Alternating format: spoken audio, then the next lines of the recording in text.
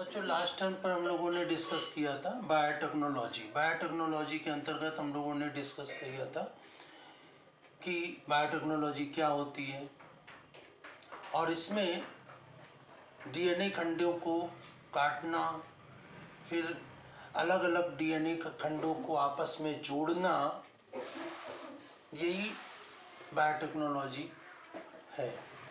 इसमें डीएनए खंडों को काटने के लिए रिस्ट्रिक्शन एंडोन्यूक्लिएज एंजाइम का उपयोग होता है। ये एंजाइम दो प्रकार के होते हैं, एंडोन्यूक्लिएज और एक्सोन्यूक्लिएज।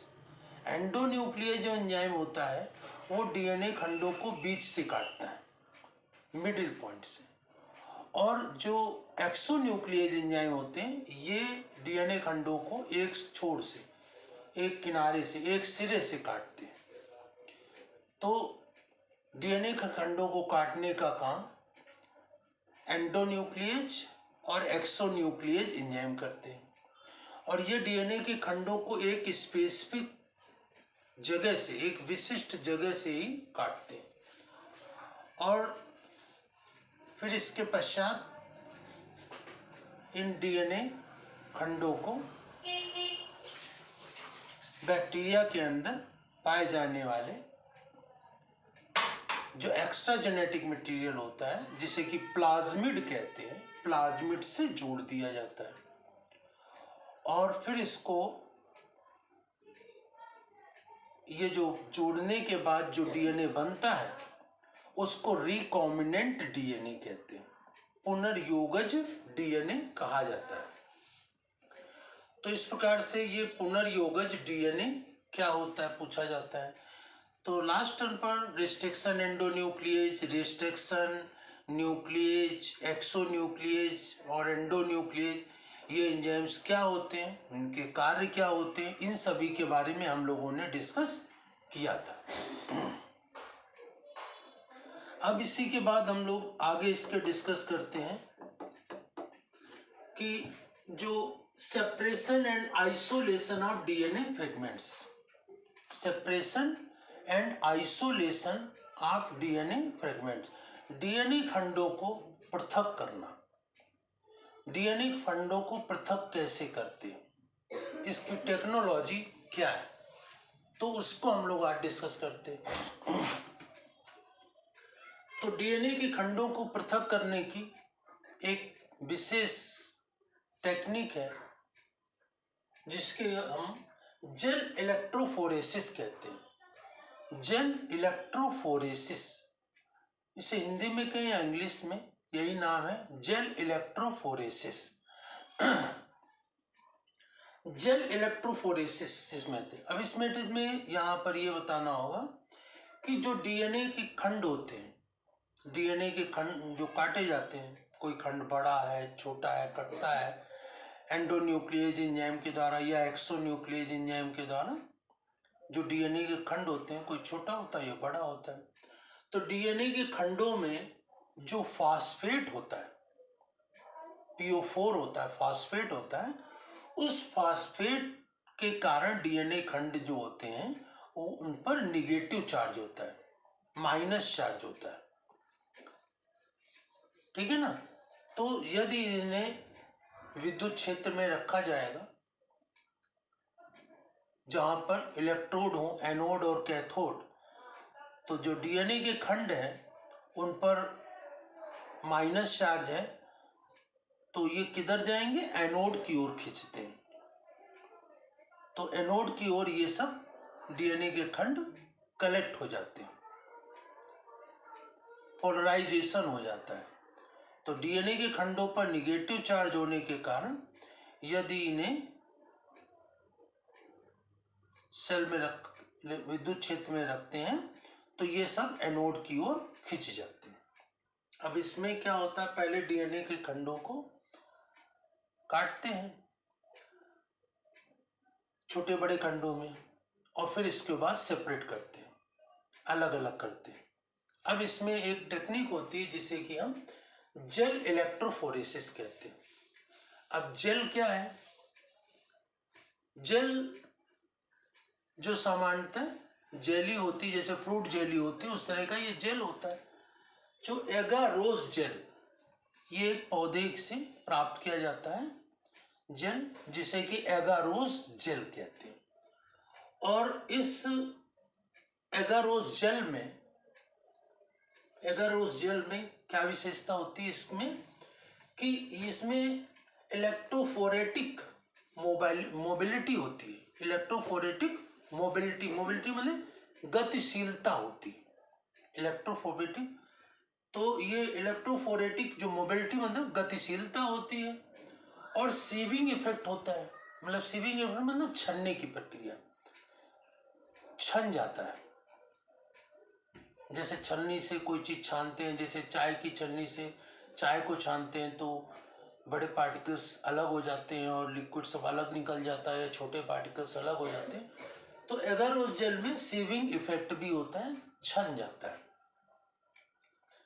अब इसमें क्या होता है, जो डीएनए के खंड होते हैं वो कलरलेस होते हैं, उनको दिखाई नहीं पड़ते। तो इनको क्या करते हैं,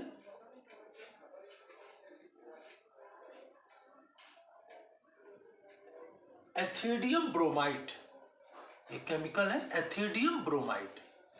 एथिडियम ब्रोमाइड में डीएनए के खंडों को स्टेन कर लेते हैं, रंग लेते हैं। स्टेनिंग माने रंगना। तो एथिडियम ब्रोमाइड में डीएनए के खंडों को रंग लेते हैं, जिससे दिखाई पड़ने लगते हैं। तो डीएनए के खंडों को एथिडियम ब्रोमाइड में रंगने के बाद एगारोज जेल में रखते हैं और इसमें इलेक्ट्रोड होते हैं। और इस इलेक्ट्रोड के कारण क्या होता है कि जो डीएनए के खंड छोटे बड़े होते हैं वो डीएनए के खंड एनोड की ओर गति करते हैं, क्योंकि एनोड पर पॉजिटिव चार्ज होता है और डीएनए के खंडों पर निगेटिव चार्ज होता है। तो ये अपोजिट चार्ज की ओर खींचते हैं। तो डीएनए के खंड जो निगेटिव चार्ज वाले होते हैं वो सब एनोड की तरफ खींच जाते हैं। ठीक है ना, छोटे बड़े खंड अलग अलग हिसाब से। ये इसमें सीविंग इफेक्ट भी होता है छनने का, तो छन जाते हैं।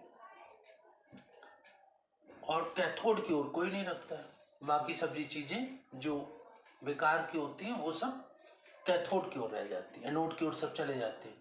और डीएनए के खंड भी छोटे बड़े वो अलग अलग सेपरेट, क्योंकि जितने बड़े और छोटे खंड होंगे, बड़े और छोटे खंडों में जो इन पर चार्ज की पावर होगी वो भी अलग अलग होगी छोटे बड़े खंडों में।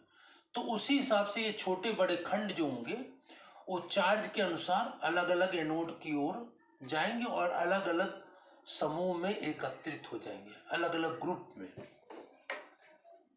अलग अलग हो जाएंगे स्टेन करने के बाद।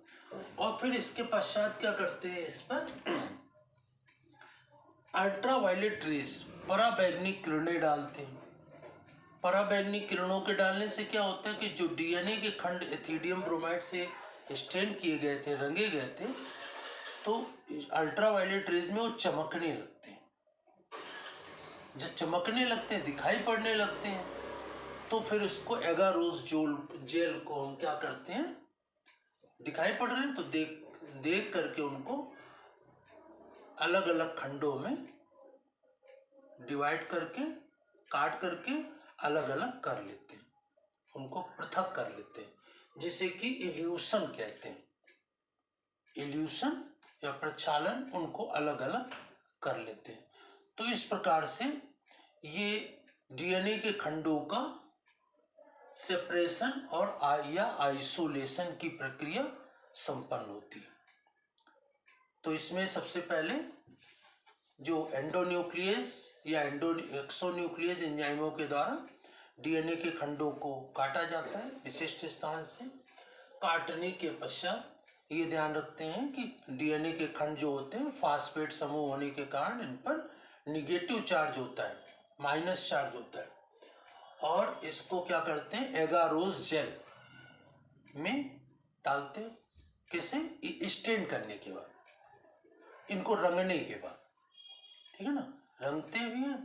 तो एगारोजेल में इलेक्ट्रोफोरेटिक मोबिलिटी होती है, गतिशीलता होती है, और सेविंग इफेक्ट भी होता है, छन्ने का ही काम होता है। तो इनको स्टेन कर लेते हैं, रंग लेते हैं, और एगारोजेल में इसको रख देते हैं। अल्ट्रा वायलेट रेस, पराबैंगनी किरणें इस पर डालते हैं, तो ये कलर्ड दिखाई पड़ने लगते हैं।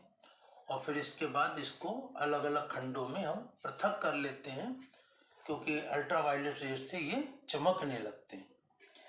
तो इस प्रकार से खंडों को जो चमकते हुए दिखाई पड़ रहे हैं, और काट करके इसको अलग अलग करने की जो प्रक्रिया है वो इल्यूशन कहलाती है।